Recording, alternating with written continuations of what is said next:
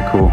So, welcome everyone to the Logical Shaman podcast. This is another episode of interviews where I'm going to be interviewing one of my friends or oftentimes people I don't know.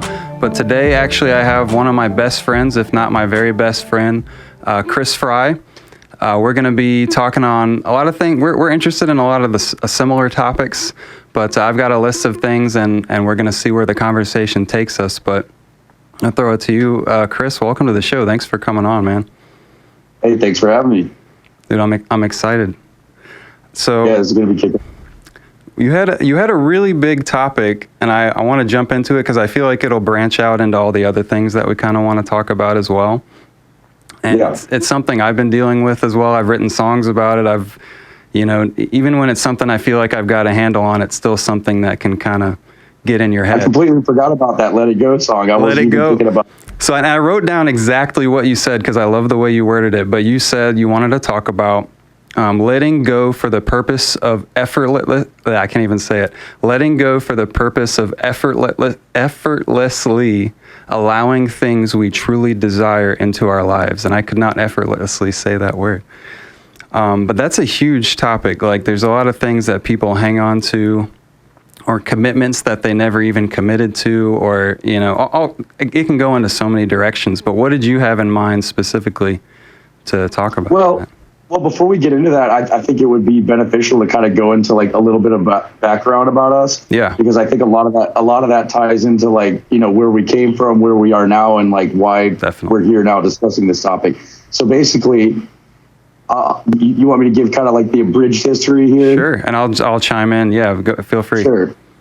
So I met Zach back in 2012. We were both in codependent, toxic relationships. I think that's fair to say. 100%. And we were both kind of still working on finding our place in life. We just reached the age of brain maturity. So we were kind of getting locked into who we were going to be for the rest of our lives. It was a critical development time. Yeah. So it's like we didn't really know each other that well, but some things happened. I ended up coming to live with him, and over time, when was it? It was 2013, right? Yeah, end of 2013. Yeah, 13, 14. So it's been almost 7 years now. Yeah. And just over that time, there's been so many things that both of us were hanging on to, jobs we didn't like, people we didn't want to hang out with, and kind of like by figuring out our definiteness of purpose. Because first and foremost, you can't let go of things that don't serve you unless you have definiteness of purpose. Mm-hmm. Because otherwise it's just going to be haphazard. You might let go of things that are good for you, you know what I'm saying? And then thus leave room to attract things that like you don't necessarily want. For sure. Not just purpose, but like definiteness of definition, like knowing what things are and who you are, and like absolutely what you value in life. Like, cause that's going to give you purpose too. But like, cause a lot of times, at least for me, I was very like in my emotions and going with the flow. And I didn't know, I couldn't tell you clearly what my goals were or who I was or what my plans were, because I was still figuring it out, So that's huge. Yeah, definiteness of purpose. So defining, how would you... I lost your video. Oh, we're good. It's going to be spotty, I guess. We're good. Cool, bro. So anyways, like how would you define purpose, Zach? That's a big one. Purpose has to be attached to a goal, I think. It's something to strive for, something to motivate you. It's what pushes you forward when you don't have any hope, when everything's going against you. What is going to get you to get out of bed in the morning and push on? And me and you used to do door to door, but what's going to push you to knock on the next door, even though it might be an asshole, it might be someone that shits on what you're doing, but it might be exactly what you're looking for. And what's going to push you to do that? That's purpose. Well, right. And when you have purpose, like all those possibilities that you were talking about, the ones that don't serve you, you're free to let go of those, because the more those are mulling around up in your head, it's just gonna take more of those resources and stuff of yours. Because our most precious asset is time. I think we can agree on that. 100%. Yeah. Right. Energy and time. Yeah.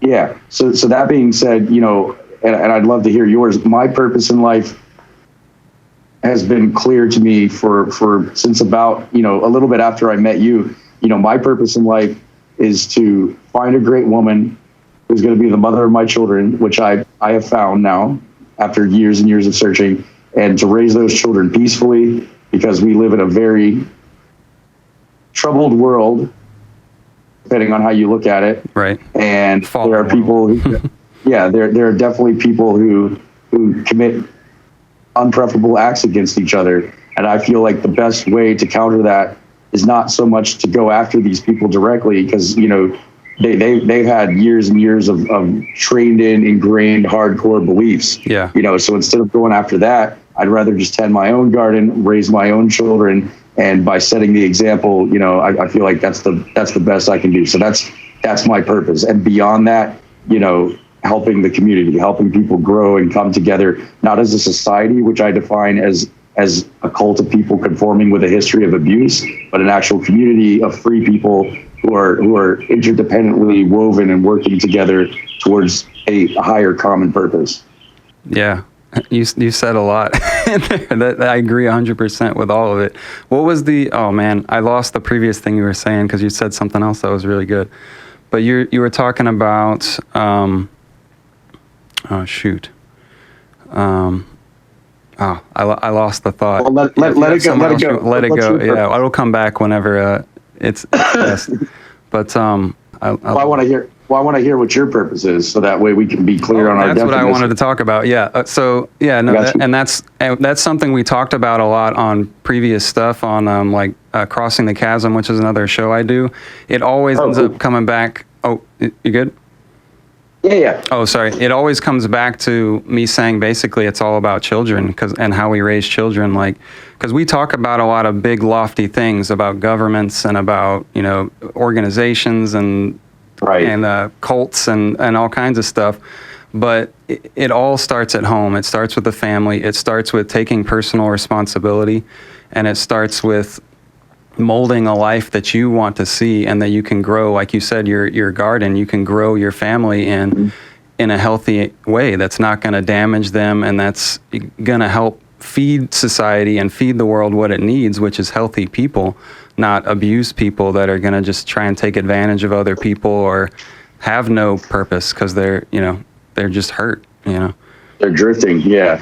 I mean, 98% of people are drifters. And for you guys who haven't heard or read of this book, Napoleon Hill, Outwitting the Devil, I highly recommend it. You can go on YouTube. There's a free audiobook. It's about 4 hours, but it's basically, it's not religious in scope. You know, it's just it's a fictional conversation. Well, if you read it, you know, it kind of seems real, but the guy basically figures out how to make the devil sit down and demand that he unravel his methods of how he controls 98 out of every 100 people on this earth. And it's some good shit, you know. And it's all about basically having definiteness of purpose, so that you're not pulled in through a hypnotic rhythm into the habit of drifting, which just means being off the line with whatever your purpose is. Inconsistent, with reality. And all of us are drifters. You know, the important thing, at least according to this book, is to not drift on the big things. You know, because we're human, we make mistakes. Yeah. You know, but someone who's in control of their mind, who has definiteness of purpose, you know, the devil can't do anything about it. Well, and that's like you said, we're all drifters, but it's a matter of being aware of your drifting and in control of it, so that you don't get too far off path and that you're responsible. But I love that you brought up like the devil metaphor, because that's like a big reason why I wanted to call this channel The Logical Shaman, because although I am an atheist and I don't believe, you know, in a literal devil or God, I do think there's value in those metaphors, and I do think there's a reason that religion, you know, is so powerful and can give people purpose and give people motivation in a healthy way. So I do see that there's benefit to exploring these and seeing how it relates to like the human psyche, and how there may not be a literal devil, but there's something that's essentially like that can work in people if they allow. Well, if they allow themselves to get off track and go ahead. Well, the definition of the devil in the book is why I say it's not religious. By the way, for those of you who don't know, the word religion comes from Latin religo, religare, which means to hold back. Right. So essentially the way that I view religion is people holding themselves back from true self-knowledge in pursuit of worship of a imaginary higher power. Right. But there are actual higher powers. Like if you look at nature is balanced. Nature is the composite, the positive and the negative. It's two sides of the same coin. So in the book that I was talking about, Outwitting the Devil just says, I'm not like the devil of the Bible who owns a burning place or something like that. He's like, I'm the composite negative phenomenon in the universe. And obviously I am diametrically opposed to my opposition, which you humans call God. Right. It's kind of like natural law. It's a thing that exists, in reality, whether you believe in it or not. It's kind of a higher power in that how it affects reality and how you interact with it is going to have a result, Right. It's the composite phenomena that determines everything about the space in which we inhabit. Yeah, 100%. I like that. And there's value in a lot of these things. But again, you have to have self-awareness and like a humbleness to know that you don't know it all, and that you can also go too far off track or drift too far into those ideologies as well, or those metaphors. They can, like you said, they can bind you as well. They can, what was the other, relegaro means to hold back. They can hold you back as well if you let yourself be overtaken by them, I guess. Have you defined ideology on this show for people listening who may not understand that word? Yeah, what's your? I'm not sure of the exact definition of ideology. Okay, so philosophy is the pursuit and love of truth, right? Ideology is the pursuit of religious ideas which bind us. Bind us from self-knowledge. Like idea structures that like control behavior and control thoughts and things like that.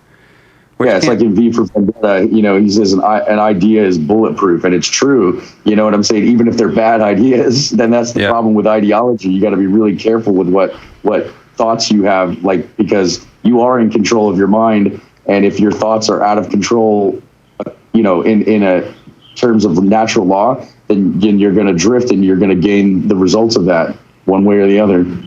Yeah, that's why I like philosophy more than ideologies, because it's a tool that you can wield. It's not like a top-down structure that controls your behavior. It's like science, like real science is a methodology, not a stricture of like these are the commandments of science that you must obey. Scientism. The science is settled. Exactly. We're kind of talking about the state. We were talking about the state of the world already. Something else you brought up, though, that I want to talk about is how to find. You wanted to talk about how to find love, and I know you said you're. I don't know how. We obviously don't want to get too personal on this, but if you want to share a little bit about how you found love and how you got to a place too where you feel like you're ready for that, or are you able to let go of the things in the past that were keeping you from that? That's one of those big topics, like how long you've got. But to keep it short, there is love within yourself. Like how I was saying, there's positive and negative, right? I know it's a cliche, but whatever. The hyper negative side is fear of yourself, fear of being rejected, fear that you may not live up to your own expectations or those of others. Versus love, which is. Love is our involuntary response to virtue in people if we are virtuous. But because we're multifaceted, the Me-ko system, all the parts that comprise you, I'm not just a brain, I'm all these other things. It's like, those different parts of each other, of yourself, can work together in harmony in that love, in that positive dynamic. So to find love externally, like in terms of a friend or a life partner or spouse, whatever it is for you, you have to find the love within yourself first, because otherwise, whatever part of that is lacking, that's what you're going to attract. And that's why so many people, find people that I guess they settle for codependent, toxic relationships or whatever's less than the highest, that they could achieve. Maybe people are in a good relationship, but it could be better. That doesn't mean that they're wrong for each other. It just means that they have more to develop, more to grow, you know what I'm saying? But yeah, in terms of finding love, you also have to let go of the fear.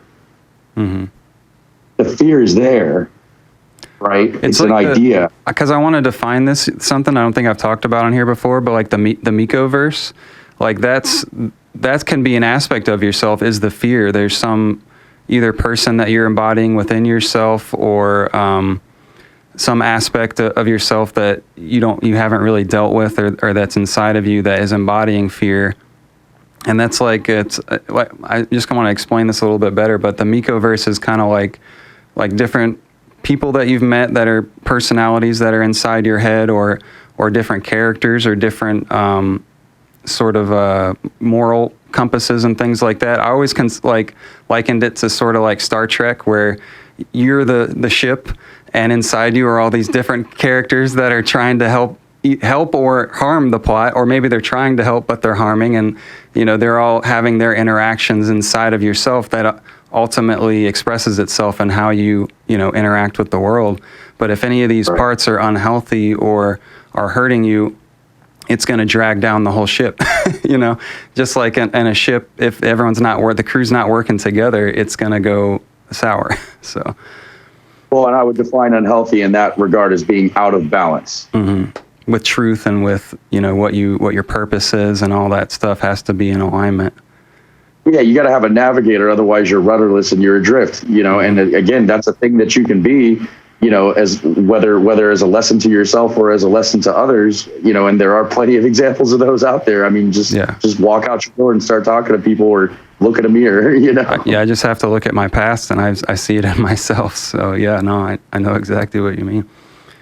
And that's the going back to kind of what we were talking about earlier, but that's my biggest motivator. Is I also want to start a family and have kids and raise them in a healthy manner to help society and to help my family, because I want to give a child something that I never experienced. I want to give them a healthy person that has dealt with their issues and that has found a healthy partner, and wasn't just motivated by lust and by toxic behavior from my parents that I'm repeating. And I just see it all over, and I don't want that for my family and for the future, for the world. One thing I want to say about that is it's a process too. So it's like I used to suffer from the delusion that I had to, quote, have my shit together, whatever that meant, what I mean? But that's a day-to-day thing. Like, there's shit that's going to be on my plate tomorrow that I'm not even aware of. And until I wake up in the morning and start dealing with it, there's no way I can have it together. But because I have definiteness of purpose, I'm confident that I'll be able to deal with it. You see what I'm saying? So it's like sometimes we wait for things to be perfect before we take action. And that's something in terms of finding love that I think you need to let go of. Like, you, not you, but the royal you. You know what I'm saying? Yeah. And it's like, and I mean, that's what I did. Because like, the thing with me and my girl is like, we've known each other for a long time. We only just met 2 weeks ago. She moved down here with me. I moved up from Jacksonville, Florida. She moved down from Massachusetts. And, there were all these things and fears, like, from both of our past that were kind of holding me back from pursuing her, even though I knew I wanted to talk to her every single day. We have so much in common. We're simpatico. And, I kind of flip-flopped with her a little bit. I said I wanted to pursue things, and then some things came up in my head, and I said I didn't. But then I thought about it and just realized, like, I'm willing to let that go for the chance of something awesome. And since then, it's been amazing. That's awesome, man. No, and that's still, you said for the royal you, but I mean, that's something I need to hear always. It's something I need to, like, letting the perfect be the enemy of the good, and not start. I mean, I was having sound issues with this podcast is just something I started. It's like, I have enough skills. I can figure this out, and anything that I don't know, I'll figure it out as needed and solve the problem. So it's a constant process of learning, and like, I'm good at it in some aspects and bad at it in other aspects of my life. So it's always something I want to ask myself, like, why am I not doing this? Why am I not doing that? Is it a real reason? Because a lot of time it's not, and it's something I just need to try it. And so often you put doing these things off that once you get into it, and everyone has had this experience, they're like, well, once I did it, it was great, and I felt confident, and I had a great time, or whatever it is. It's like, but you hold yourself back from so many experiences and from so many things that it's not necessary. Yeah, I think in order to expand your ability to pursue your purpose, you have to let go of your fears and just face them. Mm-hmm. You know what I mean? It's how it makes you a better person, you know, with so many areas in your life. But like I said, you know, if you feel like you're trying too hard or can't delegate a task to somebody else and just let it go, you know what I mean? Then fucking learn it. You know, when I say have your shit together too, it's like compared to what? Mm-hmm. Right? So even though you're just learning this podcast, like you have your shit together compared to all the other people who want to do podcasts who aren't even trying. Who's taken the first step. Yeah, exactly. And that's just so you guys know, just so you guys out in their listener world know, like Zach and I have been talking about doing a podcast forever and ever. We lived for each other for, like I said, almost 7 years. And like, this is the first actual one we've done. So it's like, hell yeah. We just had to let go of all the other things that were holding us back and just make a definite plan. And here we are. So, yep. You know, it works out. And there's always fears. Just because you're doing something. I mean, and that's how I define bravery too, is like you do something despite the fear, not because you're not afraid. Like you may understand, you know, the danger of the situation better than most, or, you know, be more afraid than others. But if you're willing to push on and do it, you know, you're talking about the state of the world, you know, that worries me, becoming a public figure in this sort of environment, you know, where people are canceled and people are smeared. I'm sure people have been smeared forever, but it feels like it's worse than it's ever been, you know. Well, let me tell you something interesting that I learned about that. So like those of you who've never heard of Grant Cardone, if you're in sales or marketing, listen, everything is sales. Like you need to listen to this guy.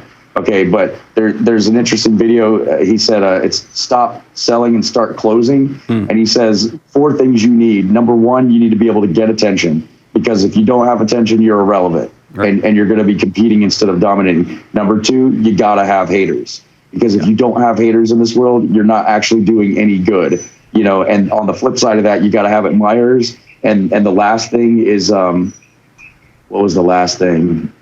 It'll come to me here. Oh, I had it in my head a second ago. I don't know. You got to be able to take criticism. Yeah. That's how you grow. Because But yeah, that's why. So like when you talk about those fears, I mean, I had the same thing. I wanted to start my own YouTube talk channel, just kind of like this, and I may still do it. But, you know, I was held back from the fear. I'm just like, oh, man, people are going to hear me saying shit. It's going to get back to my job. Mm-hmm. People are going to tell the people in my life. And then I realized, like, anybody who would cancel me over speaking my mind is not a friend to me. Mm-hmm. Or maybe they are. Maybe they just have something else going on and they don't want my freedom to, like, interfere with that. That being said, you know, I wish them well. Mm-hmm. I hope that one day they can work out a situation and design their life to where, like, my freedom of speech isn't going to interfere with what they're doing. But in the meantime, you know what I'm saying? It is what it is. And it's like, you know, I think for us to take responsibility for reversing the overall negative trends that we see in this life, we have to be willing to put ourselves out there and, like, be criticized, you know, because otherwise we're just silence, and that accomplishes nothing unless, you know, you think it does. Sometimes silence is golden. Yeah. It's all about context. Yeah, totally. But no, I agree 100%. Yeah. You know, sometimes you just gotta, like you said, you just gotta stick your neck out. You gotta just be yourself. You know, that's the thing, is like, just don't do it just to do it, but do what you really feel inside. And I've always been just a vocal person that wants to speak my mind and wants to question things. And I was, you know, that's one of the main reasons I was in trouble as a little kid all the time, was because I was always asking questions and, you know, putting the teacher in an awkward spot where they couldn't answer, you know, and I was just curious and being honest. Like, I wasn't trying to. Could answer. They chose not to answer because, like I said, their free speech, them having honesty with you, would have, like, caused the system under which they operate to drop the hammer on them. And so in the moment they decided, well, I'd rather keep my job and get summers off and teach kids how to love Big Brother, you know, instead of tell the truth and shame the devil. No, you're right. And that it's like you said, my goal wasn't to harm. Like, it seems like a silly example, but I think it's actually pretty, like, metaphorically important too, and literally, because everyone's in school, you know, getting indoctrinated. But, you know, as a kid, I wasn't trying to put her on the spot or any teacher on the spot. I was just being my natural self, and they, in turn, they didn't want to harm me. They were just trying to, like, protect their own and do what they thought, you know, was best in that situation. At least I think most. I'm sure there are some psychopathic teachers, but well, here's the thing. Yeah, there may be. I mean, and I'm sure there are, but that's the thing. Like if you don't know, you're not responsible. Right. You know, a lot of people just don't have the knowledge that's required to understand what they're doing. And because of that, they just stay stuck in hypnotic rhythm, that force I was telling you about. And the cool thing about hypnotic rhythm, though, is it can be a force for negative or a force for good, because anything that you repeat that becomes habit, you know, tends to stick with you. So, you know, if you're just somebody who's like afraid to have real conversations in the moment, then of course you're going to feel threatened when a student questions your authority. Right. You know, you're going to see all your fears getting magnified in that moment, and like, oh no, it's falling apart. Like, yeah, if they're always in that mindset. But in the sense of honesty, because honesty is the first virtue from which all other virtues come. You know, it's fair to say. Hang on, just a second. You're good. I mean, it's probably fair to say there was a part of you that did want to put them on the spot because they were your authority figure, and we as children need to see how our authority figures operate under pressure. Yeah, that's true. So there's nothing wrong with that. You know what I mean? And I think a lot of the times we propagandize ourselves. We say, well, I wasn't trying to do this, you know, because we want people to believe that. But that's because we're serving the needs of those people who are in turn propagandizing us. So that's what I would ask you by, like, for example, saying, oh, I wasn't trying to put her on the spot. Like, who does that serve? Yeah, it doesn't serve anyone really, or it doesn't serve me. That's for sure. So you can let it go. You see what I'm saying? Yeah. No, completely. That's all. So I respect you wanting to put people on the spot. You got to, like, you know, you got dragons, man, and to slay them, you gotta let them know what's up. You know, you don't just come in there asking, may I please take some gold and walk out of here, please? And what does that tell a child when, you know, the person that's supposed to keep them safe and fight, you know, metaphorical dragons, but literally, you know, wild animals, is crumbling to a child and shows that much fear in front of a child just being its natural self, you know? That's what I mean when I say they're teaching you how to love Big Brother, because Big Brother is the ultimate authority that exists outside of you. So, like, you know, you love the government, you love taxation, you love coercion, because like your life is not together, it's not your own. You lack definiteness of purpose, and that's why you desire authority over yourself and for others. And I'm just going to go right out and say, like, people do not have that right. You don't have that right of willful ignorance to like cause that dynamic. You know, it's like, I mean, nature doesn't care. Nature isn't particularly concerned with morality one way or the other. It's going to force us to harmonize. And that's when I say the overall trends and negative dynamics and things, that's just nature harmonizing with what people's like collective mental energy is right now. That makes sense. Yeah, I mean, we are nature just like anything else. So when we're out of harmony with the rest of nature, it's gonna hurt us, and it's maybe helping some people at the top, but I really don't think it's really helping them, their true selves. Well, it's gonna feel like it. Well, it's gonna feel like it hurts because it's something within us that needs to change. Yeah. You know. Yeah. That's why it's like, you know, natural disasters. It's like, you know, we don't control them necessarily in terms of like we cause them. But like, if you live in a fault zone, don't be sad when an earthquake comes and destroys your house. You know, learn from experience, and like move somewhere else. If you're like, well, no, you know, this is the badass place, Hollywood. We got these big ass property values. You know what I mean? Because we like diddle kids and shit like that. That's your reality. You know what I'm saying? But I mean, you reap what the fuck you sow. 100%. Yeah. There's natural cause and effect here that's, you know, you can't just escape. You can pretend and you can like cover it up temporarily, but like a meth addict is happy when they get their meth. They're not really happy at the end of the day, you know? Yeah. I was going to make a joke about Florida being a no fault state, by the way, but anyways, but it's no end of line.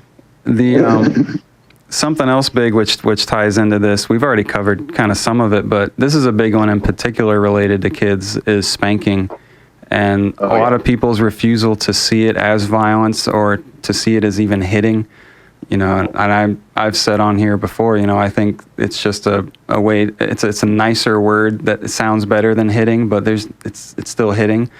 I don't think anybody has any actual illusions about the fact that it's not violence. You know, like once you get deep down to it, they understand what violence is by definition. but like they believe that it's necessary because they are still codependently attached to the people who committed violence upon them. And so their desire to serve that authority causes them to do this, to repeat the cycle, and to tell anyone who dares question that, you're not a parent. You must hit your children. When you have kids, like, I mean, I made a post about this recently, and everyone who commented it nearly was just like, you don't have the right to say what you preferred as a child, and therefore you don't know anything about parenting.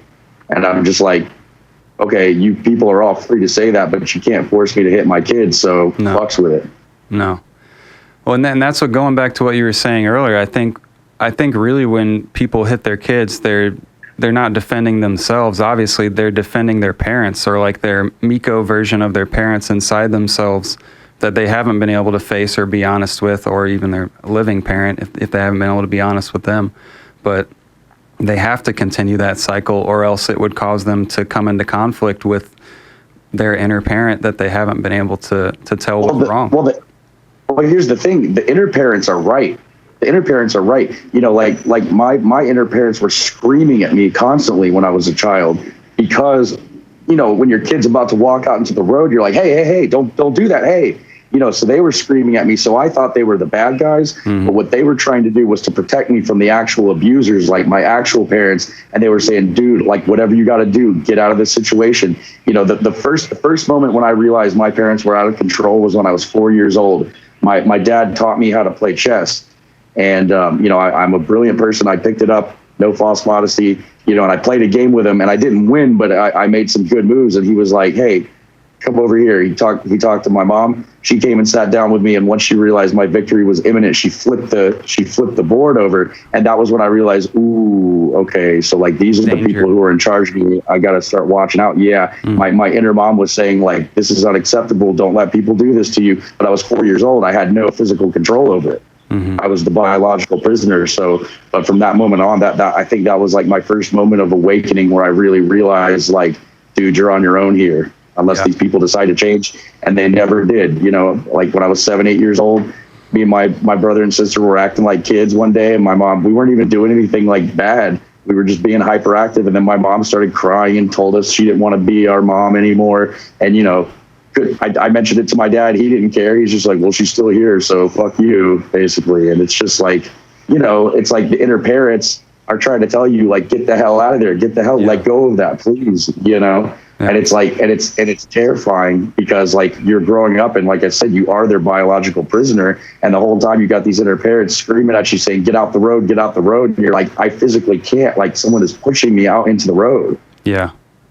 And you know, I'm sorry they treated you like that. Like, I empathize with that so much, because I've been through very similar experience. And I remember having that flip moment where you realize, like, oh God, like, I'm trapped here with this person that's not rational, and that will use like their emotions and their power to like control me. It's a very scary feeling when you, like, I was probably 8 or 9 or 10 or somewhere in that range when I was like, not that I'm necessarily smarter than my mom, but there was a part where I realized, like, oh, like you are necessarily smarter than her. Yeah, I was like, I've got it together more than her, and she's in charge of me.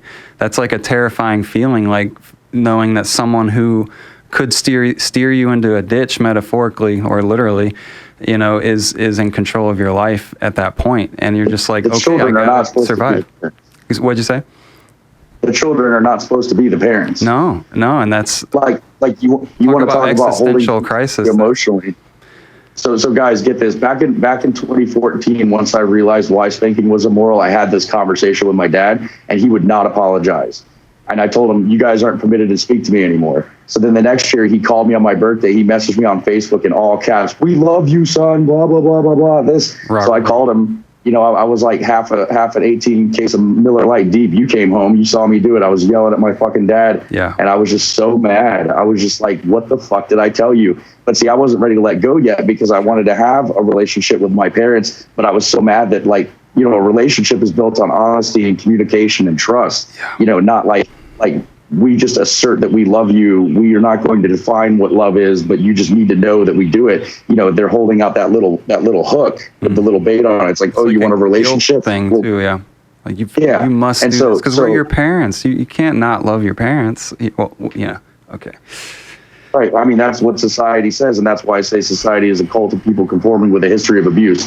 You know, you can leave your abusive spouse, go girl, right? You know, but like you can't not talk to your parents. Fuck that. So anyways, you know, years later, because I still wanted to have a relationship with him, I phoned him up one day. It was about this time of year, August 2019. And I was like, listen, dude, I'm not going to argue with you here. Like you owe it to us to go to family therapy and to pay for it. And for like a year and a half, he held it over my head like he was going to do it. He was going to do it. And then finally at the end, he was just like, I think you need to take care of this because you're the one who wants to do it. And I'm like, okay, so what I want is to have a relationship with somebody who wants to have a relationship. And because you were the one who owed me the parenting as a child and you neglected that duty, and now you're saying you're not going to take care of it, you're free to go. Yeah, he told you. I'm not going to say don't speak to me because again, that's just giving him something that he can use to try to further emotionally abuse me. Yeah. But you know, I blocked him. I had a cousin of mine, you know, about a few weeks ago, like hit me up on Facebook, and the last conversation she and I had was about I was telling her like, you know, she had a child with a guy who she was no longer with. And I was like, listen, girl, your job is to like give that child the best life. You didn't have the right to pick a man who wasn't going to be around. You had a choice, and she didn't want to hear it. So she blocked me, and then she just re-added me after years. And all I said was not interested. And she's like, you need to get over yourself. Yeah. I'm like, what does that even mean? You know, and then she blocked me. So it's just like, they don't want to talk to me. You know, they don't actually want to communicate. Well, both of them have the same issue where they don't want to be responsible for their own actions, and they're slightly different situations, but it's the same exact thing where they don't want to. Well, they treat me like I'm God. It's weird. They treat me like I'm the authority because they want me to be responsible for their emotions and their feelings. Anytime something's wrong with them, you know, I'm the one who's responsible, which is why I love that joke. You know, it's like you go into an interview and they're like, tell me about your last job. They're like, listen, every time something went wrong, they told me I was super responsible. That's my greatest strength is I'm responsible. That's awesome.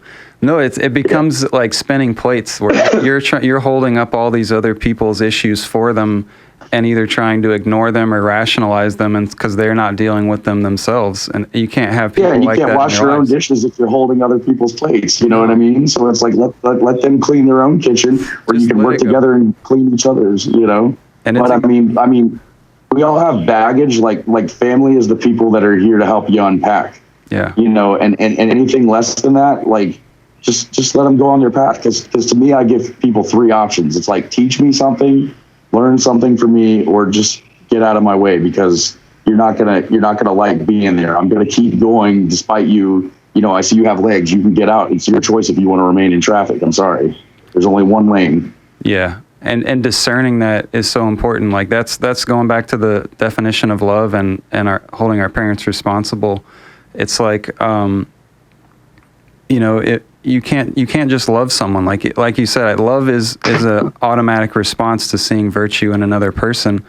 And if your parents aren't treating you with virtue, then if you can't love them. And if you do, you're loving evil, or you're at least supporting the growth. Honesty is the first virtue, dude. Yeah. I wouldn't say loving evil. I'd say you have a codependent relationship with evil. You know, it's you're tied to it. But yeah. Honesty is the first virtue, and you know my parents are not honest people. Mm-hmm. So like once I started becoming myself and actually speaking who I was, it terrified them. I mean, they've always been terrified of me because I've always done that growing up. That was the biggest quote sin that I got punished for as a child, was being honest. Yeah, it was saying bad things. I'm just like, but I wasn't inciting anybody to violence or anything like that. I was just saying things that like went up against their core beliefs, which is children should be seen and not heard, and if they speak up, hit them. Yeah, kids notice contradictions like really quickly, and speaking it is usually snuffed out very quickly because they don't. Yep. Adults don't tend to want that, you know. And they don't tend to, currently. But no. Well, think of it like, you know, in the past, you know, you want to talk about a history of abuse. I mean, just look at ancient tribes and stuff like that. The kids who didn't cling to the wishes of their parents and just said, I'm going to do my own thing, usually got left behind when the tribe moved. You know, if they were sick, they wouldn't take care of them, or they'd just be straight up sacrificed to God because they'd be like, you're got a fucking demon in you, so we got to pull your heart out and hold it to the sun so that God can like cleanse the rest of us for having raised you like that, really. Yeah, that's a big thing, man. that's something society likes to pat itself on the back and say, hey, look, we're doing so good. Look how much we've improved. And, sure, a lot of things have improved, but you look at something like child sacrifice and it really hasn't gone away. It's just changed into other forms that people are more acceptable with now. But people will throw their kids to Moloch, to whatever demon that they got on their back, just to not have to face that demon. And that's what leads to so much evil in our society, is just that. Or they'll throw under the Christian God. You see, and in Outwitting the Devil, like, that's what the devil says. He's just like, where was I again? The story about, I forget, was it Moses or Jacob or someone who was like told to sacrifice his son? Yeah. And he took him up, Abraham. and the Lord provided. Abraham. Yeah, Abraham. You know what I'm saying? And it's just like, instead of thinking for ourselves and be like, my child that I created with my own self as a God is more valuable to me than the God who's telling me to kill them. So like, I would have just looked up at God and told him, fuck off. I'd be like, give me another sacrifice or stop demanding one, because you ain't the boss of me, dude. And like, you should know better. To me, that would have been the real test, is like, that maybe Abraham really failed that test, because it's like God had to be like, oh no, I didn't think he was actually going to do it. Like, bro, stop. Like, what's funny is the God real winning, is saying, no, I'm not going to do it. Sorry, what? Well, here's the thing. He told him to go sacrifice him, and then like when he went up to sacrifice, the animal came out, but God didn't say take the animal instead of the son. The animal was just there, and Abraham just decided in the moment to sacrifice that instead. Right. I'm just like, what the fuck even is that? And God was like, yeah, you passed the test. It's like, we could have done all that without killing the animal. I hope they had a good feast out of it. You know what I'm saying? Well, and that is where the Bible goes, though, is with God sacrificing his own son, but God could also resurrect his son and had all these other powers involved. Oh yeah, yeah. I'm not sure it was a fair, equal. Well, thing. the whole point of the thing is that Jesus spent all that time feeling literally every sin of the world, so he like earned his resurrection or something like that. And I'm just like, okay, if you want to believe that that's what you can do, that's for those of you who've never heard that, like the term bodhisattva. Mm-hmm. Have you ever heard that word before? It's like enlightened one, or is that something to do with? So it has to do with Buddhism. It's basically a person. It's basically a person, through their own sense of self, they could like reach nirvana, but out of quote compassion for humanity, they like keep descending back into hell to try to invite more souls out of that. I mean, that's a thing you can do if you want, if that's your greater purpose. And like, that's where my cognitive dissonance came from, is I thought that I needed to do that first in order to create a better world for my children. Now I realize, for me to invite people out of hell the best, I need to show them a better example, because me telling them and not living it is obviously doing nothing. When I have my own kids and don't spank them, then people can't ever say to me anymore, well, you're not a parent, so you don't know. You know what I'm saying? Yeah. So it's like, okay, well, all right, let's deal with that.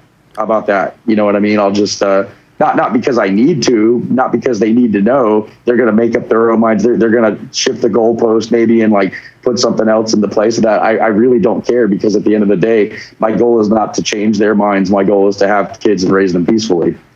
Yeah. Amen. If I could do both, great, but one thing at a time. Yeah.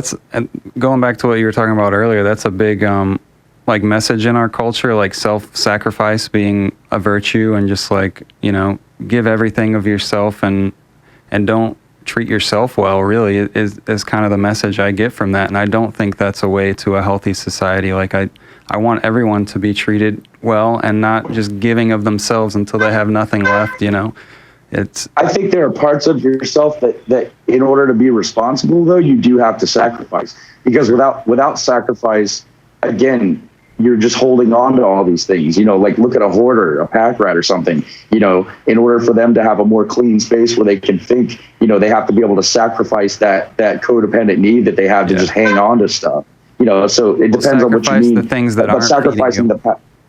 Yeah. So like, but sacrificing your path to truth, I mean, that's just going to lead disaster, because you're literally saying, I can't handle the truth. I don't want it. And you are still going to reap what you sow. So pick your battles, you know what I mean? Yeah. But I don't think that there's anything inherently wrong with sacrifice. I think it's necessary. Like I said, it's just pick your sacrifice. Someone tells me to kill my kid for them, I'm just going to tell them, I got a short bridge, take a long walk off it.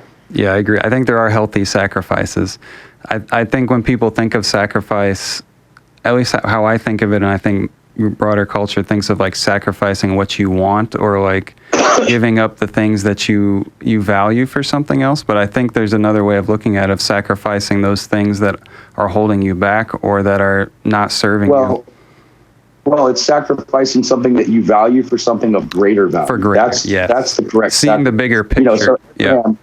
So Abraham was like, I have faith in God, that he's going to provide me something better, and if we all go to heaven and get to live eternally, it's not going to matter that I kill my son here. You see what I'm saying? But that's what I'm talking about, like the religion and the holding back, because as far as we know, we don't know what happens after death. So we're taking it on good faith that God is going to provide for us and do all these things. But the real thing, I think if there was a God, he would want us to provide for ourselves. You see what I'm saying? Yeah. And so he could have skipped the whole trek up the mountain carrying his kid, terrifying, traumatizing the shit out of him, because that kid was probably still like, okay, my father loves God, but my God, what's going to happen tomorrow? Yeah. He might change his mind, crazy right? commandment's going to come out tomorrow. Yeah. Yeah. No, I agree. All right.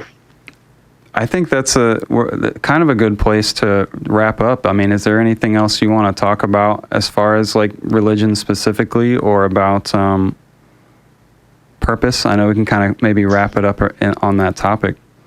I would just say, for those of you out there listening who are wondering why you've sat here so long, figure out your purpose, take what serves you, let other things go, because I mean, if you want to do good, you obviously want to do the most good. It's triage. Yeah. If you guys anyone who works in healthcare, when you're in the emergency room, you got to leave the people alone who are dying, who you can't save. It's sad, it's cold, but you're going to waste time saving the people who are dying, who could be saved. And then the people who got a busted toe, they just got to wait in the emergency room, or, you got to build a bigger hospital. Yeah. You know what I'm saying? But it's like all about the proper allocation of resources. So it's like that right there is a sacrifice. But you if you want to live your purpose, you have to be willing to do the most good. And if you're not, accept responsibility for your drifting. I've got habits. Me and my girl are going to go to therapy once her insurance kicks in, so that she can quit drinking Red Bulls and I can quit smoking these, before the kids come. We're aware of it. It's not like something that we hide or try to obfuscate, because that's what occultism really is, dark occultism. True.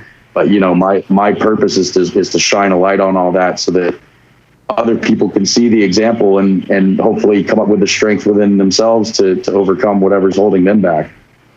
Well, awesome, man. I love you and I respect you, and thank you so much for coming on my show, bro. I think we'll probably do this in the future. Yeah. Yeah, I think it's next time. Let's talk about video games and movies and books and shit. I really want to have one that's like an introduction to the philosophy of the Wheel of Time. Oh, hell yeah, dude. Okay. Yeah, bro. Yeah, we could do something like that. Or you could do it. And I'll join. Never heard of it. Shameless plug. The Wheel of Time by Robert Jordan and Brandon Sanderson. In my opinion, the best fantasy series ever written. It's long as shit and it's completely worth it. But that'll teach some things about self-knowledge and sacrifice and all that kind of thing. But also, shameless plug, I'm a piano player. So for you guys who are on YouTube, look up Oaken Method. It's like Paul Oakenfold and the Crystal Method, Oaken. Oh, sorry. I'll put a link in the description too. That's cool. But I play music. I also have a book written. So anyone who's like a visual artist or something, I just needed someone to design the cover for this book. I've been asking people over and over and over, and people are like, yeah, I'll totally do that. And then they don't. So it's like anyone whose purpose wants to get paid a commission to design it, I just need cover art. So I'll get with you on that. But other than that, I know someone who did the logo for my YouTube channel. He's really good and quick, and it's good quality stuff. I'll send you his contact info. Oh yeah. Yeah. Cool. But I'm out here. Anyone else who's got shows, anyone who wants to talk, I mean, let's find them. Let's all link up, because our conversation is our destination. And I mean, that's why I love talking so much. Hell yeah, bro. Dude, I love you. Thanks again for coming on. And I want to hug you. We usually hug at the end. I'll do like a digital Here, I'll put you close to my chest. There you go. There you go. Oh, yeah, feel it. Okay. Perfect. Oh yeah.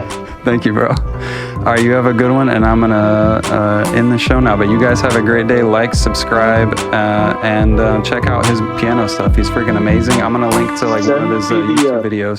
Send me the link to the show when you're done, and I'll post it on my Facebook and stuff too. Awesome. Yeah, send me actually any links you want me to put on my thing, like your YouTube page and stuff.